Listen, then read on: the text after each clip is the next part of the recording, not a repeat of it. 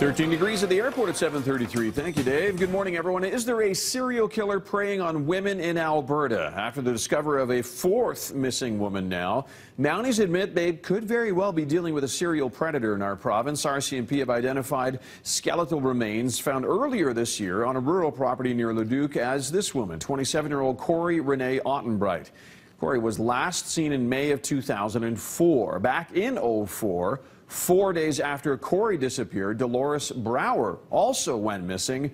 Dolores's remains were found along with Ottenbright's in the same spot last April. The remains of both missing women were found on a single property near Raleigh View, a tiny hamlet east of Leduc.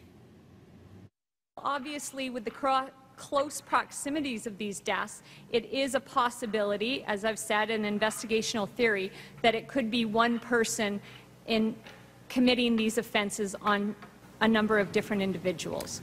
The remains of two other women have been found in the same 8-kilometer radius area here. The body of 40-year-old Katie Ballantyne, she was discovered in July of 2003. She had been missing for about 3 months at that time. And partial remains of 20-year-old Amber Tucaro. They were discovered in September of 2012, about 2 years after she disappeared. A Canadian Forces officer who commands one of the most revered infantry battalions in our country is free this morning on bail, but Lieutenant Colonel Mason Stalker is suspended from duty now while he awaits his next court date on sex crimes charges. Stalker is the commanding officer of the 1st Battalion, Princess Patricia's Canadian Light Infantry. The 40-year-old facing 10 charges now, including sexual assault. The charges are linked to a series of alleged incidents involving a cadet between 1998 and 2007. His arrest comes less than a week after the new Defense Chief of Staff General Jonathan Vance vowed to stamp out sexual misconduct within the Canadian military. An American senator from North Dakota says he's been told that U.S. President Barack Obama will reject outright the proposed Keystone XL pipeline, and it could happen very soon. Republican Senator John Hoeven says Obama will make his announcement in about 2 weeks' time after Congress adjourns for summer break.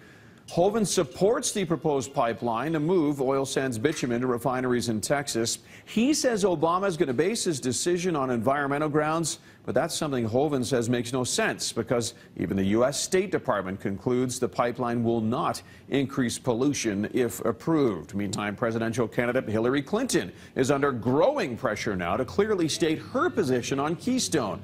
She will only say at this point that she could not answer that question because she'd been involved in the process while she was U.S. Secretary of State.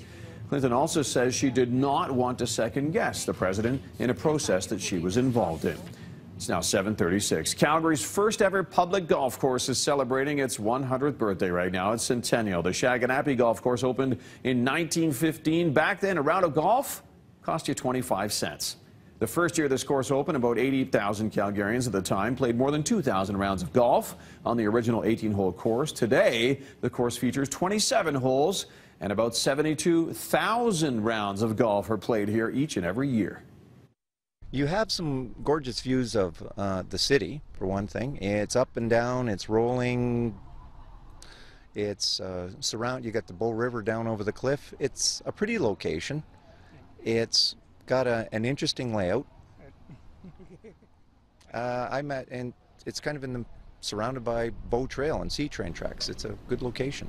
To help mark the 100th anniversary, the city is asking people to send in pictures of them playing on the course and, of course, stories about Shaganapie. You can send your mementos, by the way, to Shaganapie Golf 100 at calgary.ca.